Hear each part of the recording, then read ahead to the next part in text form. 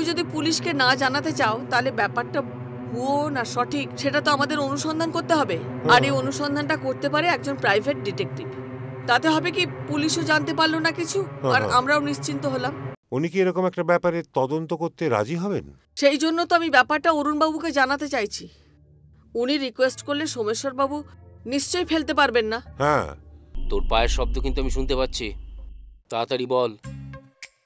সত্যি মামা, তোমার ঘ্রাণ শক্তি নয়, শ্রবণ শক্তিও সবাইকে লজ্জা দেবে। কি ব্যাপার বলো তো? কেন? ওরে বাবা, মনে তো হচ্ছে মুডটা অফ। বুঝলাম, মুডটা যে অফ সেটা তো দেখেই বোঝা যাচ্ছে, কিন্তু মুড অফের কারণটা তো কিছু বুঝতে পারছি না। আমার মনের ভেতরে যেসব প্রশ্নগুলো ঘুরপাক খাচ্ছে, তুমি কি কিছুই বুঝতে পারছো না? আশ্চর্য, তোমার মনের মধ্যে কি কি প্রশ্ন ঘুরপাক খাচ্ছে আমি কি করে বুঝবো সেসব? কি বলছো তুমি? এতদিন ধরে এত কিছু ঘটছে, এত হুমকি দিয়ে ফোন আসছে, তবুও তুমি আমাকে জানাবার প্রয়োজন মনে করলে না? না না, আসলে আমার কাছে এরকম পুরো ফোন হুমকি আসে, মাঝে মধ্যেই আসে। এই ব্যাপারটা আমাকে খুব একটা ভাবায় না, আর আগে ভাগে তোমাদের সব বলে টলে আমি চিন্তায়ও ফেলতে চাইনি। তবে এই ফোনটা আসার পর কথা শুনে আমার মনে হচ্ছে এর মধ্যে একটা বিশ্বাসযোগ্যতা আছে। আমি অত শত বুঝি না, তুমি এক্ষুনি পুলিশকে ইনফর্ম করো। আর ছেলেটাও হয়েছে একরকম, যখন তখন বাড়ি থেকে উধাও হয়ে যাবে। না না, অত তাড়াহুড়ো করে এক্ষুনি পুলিশকে জানানোর দরকার নেই, তাতে আমার রেপুটেশন নষ্ট হয়ে যাবে। রেপুটেশন নষ্ট হবে মানে? দেখো, ব্যাপারটা যদি মানে সত্যি সত্যি একটা উড়ো ফোন হুমকি হয়, মানে আমার কোনো বিজনেস রাইভাল যদি কাউকে দিয়ে মজা করিয়ে এটা করিয়ে থাকে, তাহলে তো আমি তাদের কাছে উপহাসের পাত্র হয়ে উঠবো না? আর যদি বিষয়টা সত্যি হয় তখন তখন কি করবে শুনি? অত ভাবার কি আছে? আরে যেটা সত্যি সেটাই তো বলবো। আমি আজই বাবাকে বলবো যে আমি তোমাকে ভালোবাসি আর তোমাকেই বিয়ে করতে চাই। না থাক, আজ নয়, কটা দিন যাক। আজ নয় কেন? আরে যত দেরি হবে ততই তো। আসলে আমি কটা দিন ধরে আঙ্কেলকে খুব টেন্স থাকতে লক্ষ্য করছি। না না, আমি আমার ছেলেকে তোমাদের এই ব্যবসার মোহরা হতে কিছুতেই দেব না। আমি আমি কোনো কথা শুনতে চাই না। ব্যাপারটা একটু তলিয়ে ভাবো না। ব্যাপারটা যদি সত্যি না হয় তাহলে আমার রাইভালদের হাতে একটা অস্ত্র চলে আসবে, সেটা আমি কিছুতেই হতে দেব না। তাই বলে তুমি হাত পা গুটিয়ে বসে থাকবে? না না, হাত পা গুটিয়ে বসে থাকার কথা বলছি না, কিন্তু এরকম একটা সেন্সিটিভ ব্যাপারে চটজলদি কোনো ডিসিশন নেওয়া ঠিক হবে না। তথাস্তু ম্যাডাম, তাই হবে।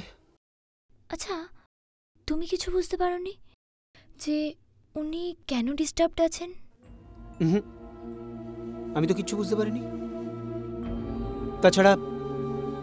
তাছাড়া আমি নয় আমার মম ড্যাডকে সব কথা খুলে বলবো, কিন্তু আপনি সব কথা কবে বলছেন ম্যাডাম? ওটাই তো বড় প্রবলেম।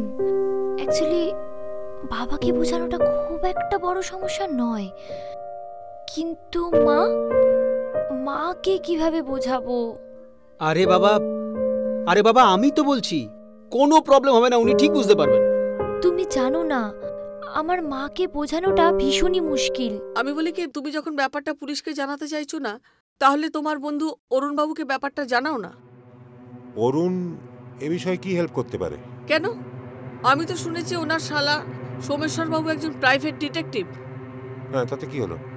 দেখো, তুমি যদি পুলিশকে না জানাতে চাও তাহলে ব্যাপারটা ভুয়ো না সঠিক সেটা তো আমাদের অনুসন্ধান করতে হবে। আর এই অনুসন্ধানটা করতে পারে একজন প্রাইভেট ডিটেকটিভ। তাতে হবে কি, পুলিশও জানতে পারলো না কিছু, আর আমরাও নিশ্চিন্ত হলাম। হ্যাঁ, কথাটা নেহাত মন্দ বলনি, কিন্তু আমি একটা অন্য কথা ভাবছি, যে মিস্টার সোমের মতো একজন রেপুটেড প্রাইভেট ডিটেকটিভ, উনি কি এরকম একটা ব্যাপারে তদন্ত করতে রাজি হবেন? সেই জন্য তো আমি ব্যাপারটা অরুণবাবুকে জানাতে চাইছি। উনি রিকোয়েস্ট করলে সোমেশ্বর বাবু নিশ্চয়ই ফেলতে পারবেন না। হ্যাঁ, কথাটা তুমি বলেছ ঠিকই। আমি আজই অরুণের সঙ্গে এ বিষয়ে কথা বলছি। আমার মনে হয় তুমিও আমার সঙ্গে চলো, আমরা গিয়ে দুজনে মিলে বোঝালে ও ব্যাপারটা সিরিয়াসলি নেবে। আর এদিকে বাড়িতে তুমি অংশুকে সাবধান করে দিও, যাতে হুটহাট এখানে ওখানে চলে না যায়, একটু সাবধানে থাকে। অন্তত যতদিন না বিপদটা কাটছে ওকে একটু সাবধানে থাকতে হবে।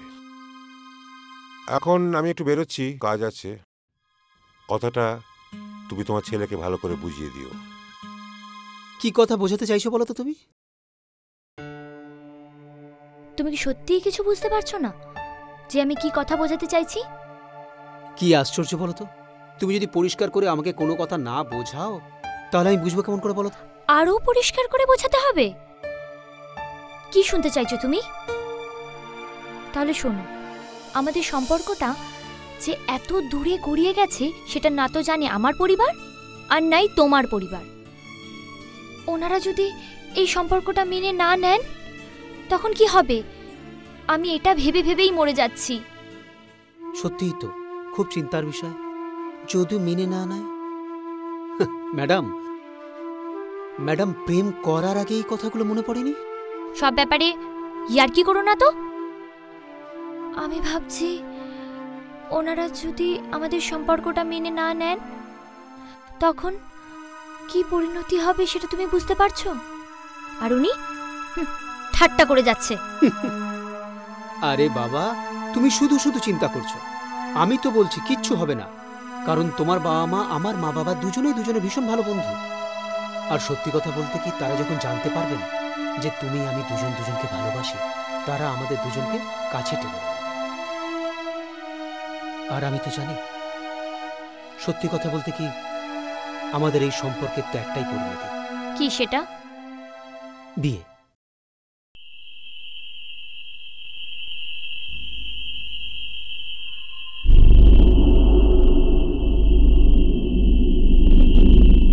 পা টিপে টিপে আসছিস কেন ঘরে?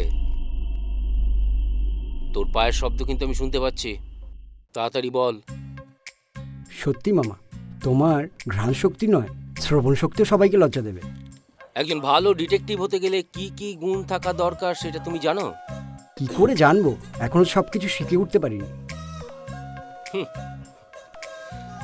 একজন ভালো ডিটেকটিভ হতে গেলে 3টে গুণ থাকা অবশ্যই দরকার। সেগুলো কি কি মামা, একটু বলো না প্লিজ। 1 নম্বর হচ্ছে গুড অবজারভেশন, মানে চোখ দিয়ে ভালো করে পর্যবেক্ষণ করা। আচ্ছা। 2 নম্বর হচ্ছে ঘ্রাণ শক্তি, আর 3 নম্বর হচ্ছে শ্রবণ শক্তি। এই 3টে যদি তুই রপ্ত করতে পারিস, তুই দেখবি তুই সবার থেকে অনেকটা এগিয়ে যাবি, বুঝলি? সাধারণ মানুষ যা দেখছে, যা শুনছে, তার থেকে তুই অনেক বেশি ফিল করতে পারবি। সেসব তো বুঝলাম, আর ওগুলো আমি ধীরে ধীরে শিখেও নেব। এবার বলো তো তুমি, যে কেসটা তুমি এখন লড়ে এলে সেটা কেমন ছিল? কেসটা? কেস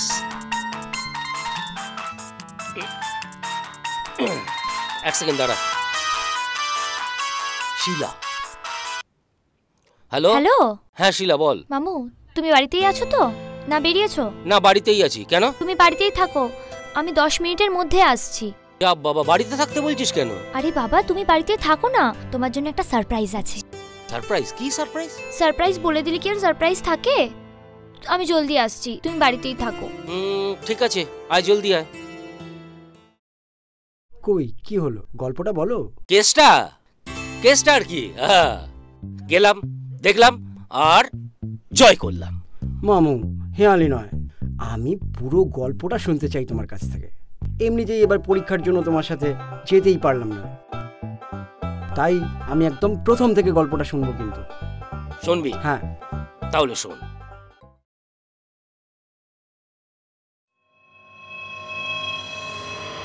এরকম আরো অনেক সিনেমা দেখতে হলে ডাউনলোড করুন ক্লিক অ্যাপ।